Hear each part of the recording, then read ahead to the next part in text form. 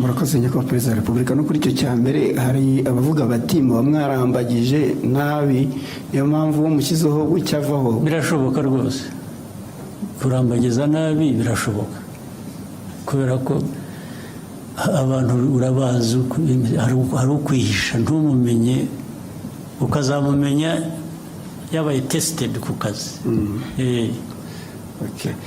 Kuko kandi ntugira ngo ni nanjye ubikora, binyura mu zindi nzego, hari ubwo izi nzego zibicika nazo, erega nazo zirimo abandi bameze nk'abo barangaye bageze bate, bikaza byihuta bakambwira bati kanaka, bati ni igitangaza, nimumuzanire. Yahagera akanga ariko se ko mwambeshye kundeba hari ikibazo, ariko birebera ku bikorwa, ntabwo ari amarangamutima, ntabwo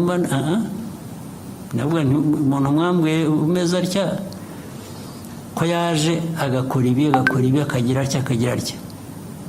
Mbere na mbere batubaze turebe ko ibi ngibi byamubonetseho ari ukuri, kugira ngo atabeshyerwa cyangwa ataza kuhotazwa n'ikitari cyo.